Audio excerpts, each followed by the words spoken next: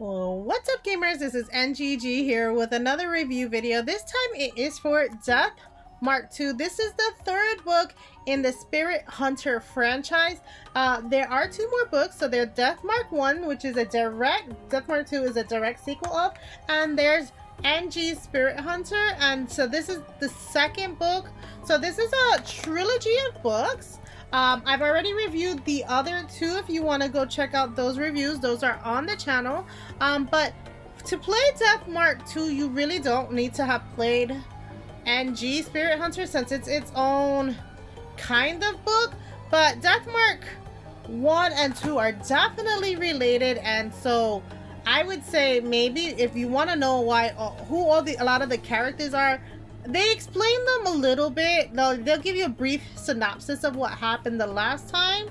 But if you really want to know the characters, play Death Mark 1. Play Death Mark 1. It was a good game, and I left reviews, so if you want to check those out, those are available on the channel. Anyway, so we're here to talk about the Death Mark II. And I will say it's like a detective horror visual novel, all those three genres in one that make a really good game. This copy was provided by Aksys Games to unbox for you guys a while ago, which I did, and now I want to play it and do a review for you guys. So let's get into the story, the gameplay, and the rating for you guys. So in the story of Death Mark II, you are it takes place 4 months after the events from Death Mark I, and where you are now trying to help this school out. You are hired by the director of this school to try to quell what's going on in the school. There are some vengeful spirits going on, and they're leaving, instead of the mark this time, they're leaving like a note. So whoever is the target gets a note written about them. It's kind of like a vague description of who that is, because it could be anybody unless you knew the kids, which he doesn't, which is why he has to use the other students to help him out. But so like the spirit, let's take for example the first one, would be like, hey, we're gonna target the pianist, right? Well, there's a lot of kids that play piano, so you have to figure out which one is the pianist, right? So and that's what's happening. So and throughout the whole game, you're trying to calm the vengeful spirits in the game. Every chapter has its own kind of vengeful spirit, and this school is apparently full to the brim with these vengeful spirits. And like I said, you were hired on to try to disperse them, because like I said from the previous game, you dispersed them in the previous game. I guess that's how they found you, and now you are hired on to disperse the ones in the school building. All the students are super worried about what's going on. Children are going missing. A lot of this game is just that you're trying to solve the riddles to kind of get the quell the spirits that are angry and vengeful, because the spirits won't pass over until you calm them down. And if you don't calm them down, you know, they will take it out on your allies, they will take it out on students that are there. And even if you calm the vengeful spirit and you don't calm it the right way, that's when they'll take it out on your allies, and you'll have less of those allies to help you out in the future game. So yeah, just make sure, like, when you're calming these spirits down, you see the white light. If anything other than white smoke comes out from these spirits, you know you did not solve the puzzle the right way, and you know you're not gonna see one of your allies later on. And that's like how the story goes. You have all the mark bearers from the previous game, so all the mark bearers that were in Death Mark I make their return in Death Mark II as kind of helper allies. Some of them have very small roles, some of them have bigger roles, but they're there to help you solve the riddles of the high school. And and that's how you're like, you're using your knowledge from the past and how you solved the puzzles from the last time to help you solve the puzzles of this time, while the kids are, or the other mark bearers are there to help you solve the problems as well. And that's kind of the premise of the game. You're just trying to quail the spirits and calm them down so they're not so angry, because you don't know why they're attacking all the kids at the school. Now let's get into gameplay. Gameplay is a lot different from the first part. You, instead of like before, it used to be kind of like a dungeon crawler where you are in first person mode and you're moving. This time you can see the characters, and I like that, because I used to always not know where I was going. I would make wrong turns and then have to read the map. I mean, you still have a map that you can read, but I like being able to see where my characters are. I love playing in third person. So them changing this to third person actually made it better for me, so I can figure out how to move. There's not a lot, like I said, this is a lot more reading than anything else, but you do have to help like solve the puzzles. You have to look at items that are shining all over the place, and try not to get attacked by the spirits that are attacking the school when you're looking for these items.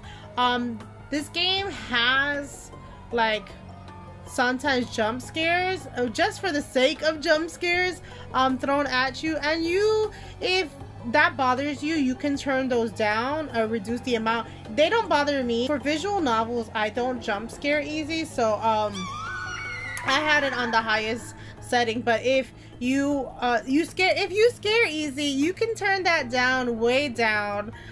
There are like the difficulty spikes I think you can change as well. I left everything on normal, and because I knew I was gonna, I'm no good at these games, right? I'm no good. This is a detective game, so I'm no good at solving the puzzles. So I definitely use a guide to help me through.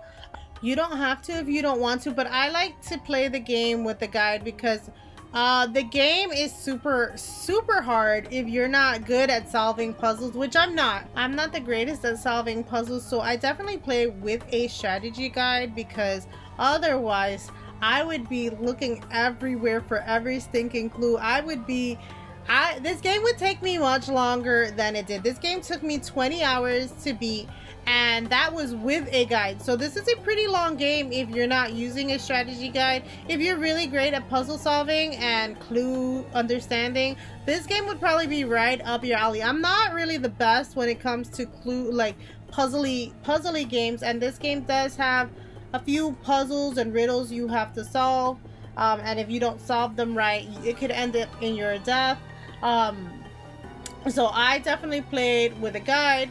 If you choose not to play with a guide, and some of your some of your people pass, if you want to get the true ending, you could always go back to a certain chapter and refresh that chapter and make sure that you got all your party members back. So at least, but that's only after you've beaten the game. You can't do that before you've beaten the game. If you want to get the like true ending of the game, you can do that. And I already had all my people alive, so I didn't have to do that because I was following the guide.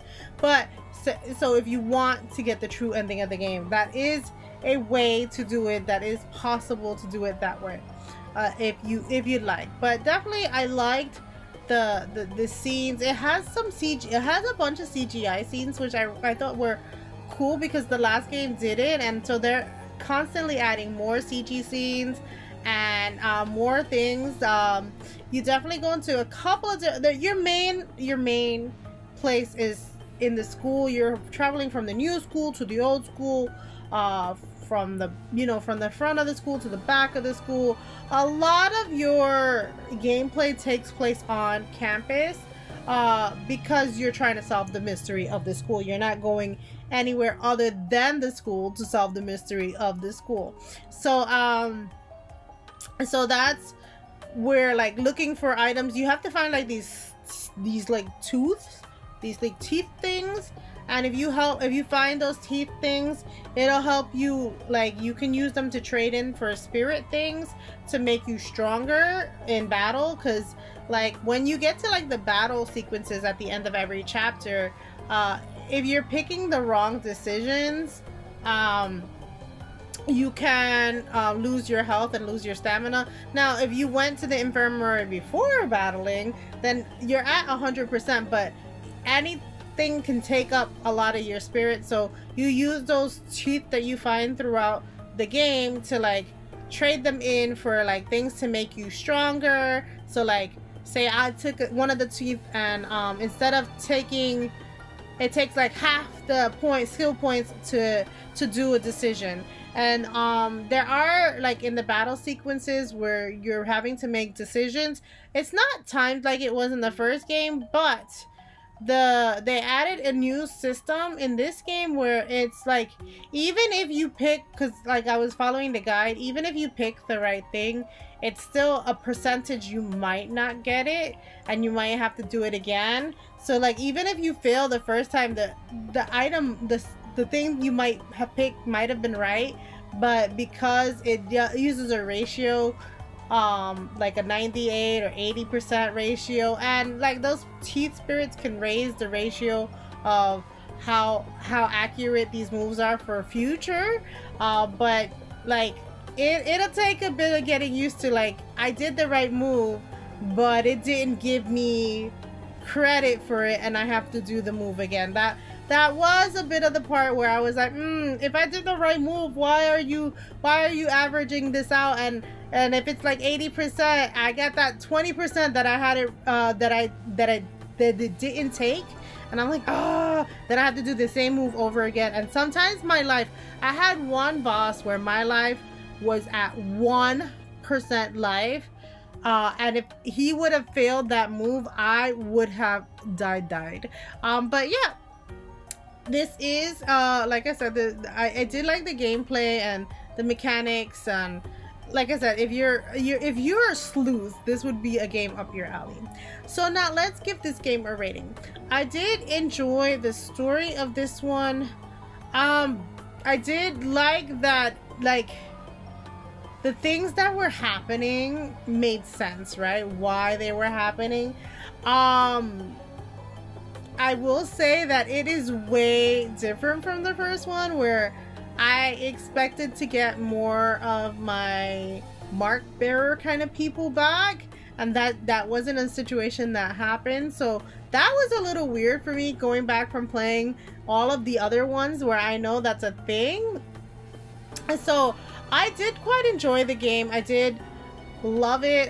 It was my spooky season game, so I would say I'm gonna give this game a 4 out of 5. It was a really good visual novel. It is really hard. I think that's where it knocks a point for me. It's just super hard. Without a strategy guide, I don't think I could complete these games. And unfortunately, I love like these spooky type of games during spooky season, and I need a guide to be able to play this game. And there is a spoiler-free guide that I use that does exist, so you know, obviously just click on the guide and then you can follow along. And this is still a pretty beefy game, which I did like. This is still a pretty beefy game even with following the guide. So if you didn't use the guide, it'd probably take you twice as long and it'd be a 40-hour game. For me, following the guide, it was a 20-hour game, and it was still a really good story. You still had lots of character development. You still understood the spirit's motivations and stuff like that. So I did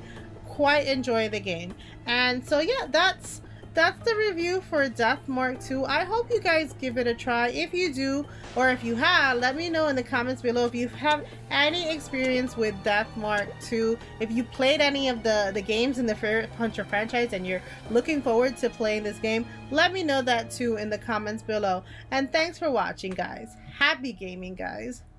Bye.